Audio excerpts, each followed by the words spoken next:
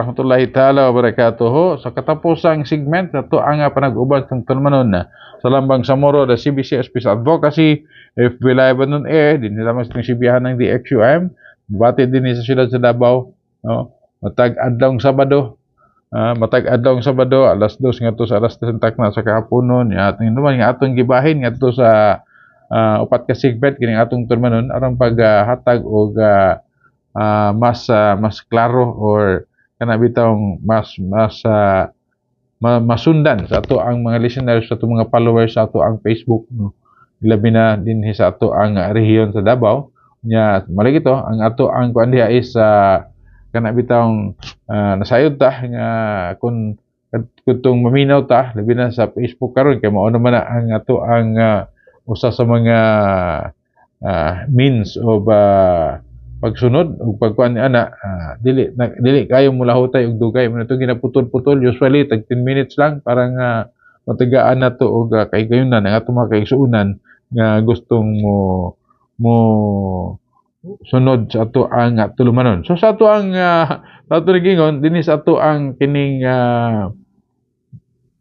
pursuing the localized Bangsamoro right to self-determination mo ni nga usa ka segment nga ato ning gipahigayon aron na katagaan na to puro kay kayon na ang atong mga inisyatibo dinhi sa lokal pero kada bitang mga local initiative nga may kalambigitan ngadto sa paggaduso gihapon sa samang aspirasyon nga mao ang right to self-determination base sa pagtinatibok ang aspirasyon sa Bangsamoro, no? Bangsamoro although kita naaman ta sa other Bangsamoro communities sumala pa sa Bangsamoro Organic Law or may tag-other Bangsamoro community kadtong mga Bangsamoro community nga wala na hisakop directly diha sa jurisdiction sa rehiyon sa regional government nga mo ang Bangsamoro Autonomous Region Muslim Mindanao.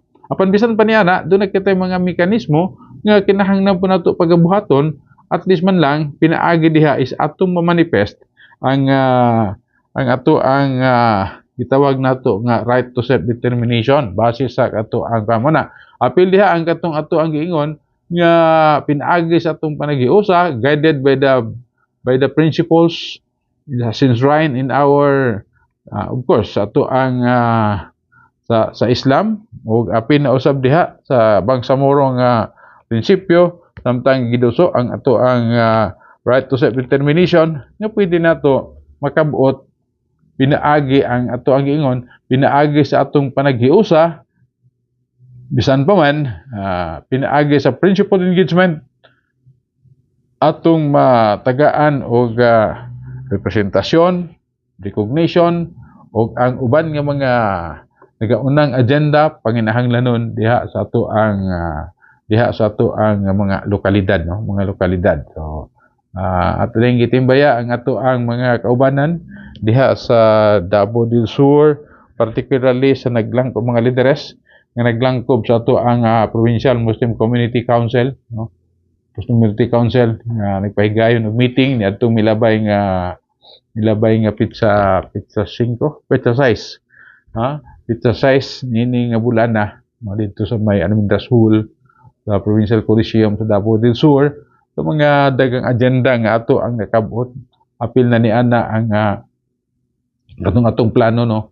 Atong kudiha nga unsaon strengthen ang ato ang mga community kabahin kana sa atong gipangandoy nga unsaon nato nga katong strengthening sa ato ang structure di atong community mga mechanism nga at least man lang ma-in place nato ang ato ang governance diha sa atong tagstagsa ka mga community. So bagay pa lamang ato ang naaprubahan although existing naman katong konsepto sa Darussalam, no? Darussalam Village or Darussalam Muslim Community laying down sa mga kanabitang conceptual framework kung unsaon nga at least man lang adunay mga guiding principles, no? Guiding principles aron mapakusog nato mapatuman ang kadtong mga dapat diha sa usa ka komunidad komunidad nga pagapuy-an sa mga katawhan nga dinhi sa samang pagtuo dinhi sa samang kultura tradisyon o kostumbre nga nakabase diha sa atong communality isip mga Muslim, no? So ingon na atong i-discuss na in the future particularly mahitungod ni anak kung ato ning kanang ma-enhance, no? So kabahin ka na sa itong mga inisyatibo nya may kalambigitan ni ana ato pa ring gipahibado nga ang National Commission on Muslim Filipinos adunay ipahigayon nga Regional Consultative Conference karong umaabot nga petsa 19 nining bulan na sa Nobyembre diha sa may Sunny Point, no? Sunny Point Hotel and Function Plaza diri sa may Maa Road, Davao City. Katuyuan niya na usab nga tumaong conference, regional conference, hopefully makakabot kita o mag-come up kita o usa ka kana bitawng regional nga Muslim Community Coordinating Council, no? Muslim Community Coordinating Council nga pagkalangkuban sa mga representante sa mga Muslim community all over the region, particularly from different provinces, city, no?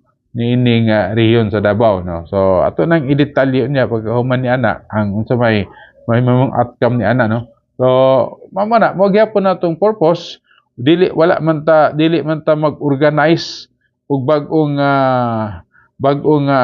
kana bitawng grupo kundi ang kanang mga existing grupo diha sa atong traditional community ug ang mga bagong community as may be organized tungod sa kana bitang migration o pagdaghan sa ato ang mga kaigsuonan ng mga Muslim sa daghang mga lokalidad. So matagaan na to sila og adunay kunya apil na diha ang kanang atong giingon nga kuano proper representation sa mga different council aside from the main council ang representation sa mga sectoral council, no?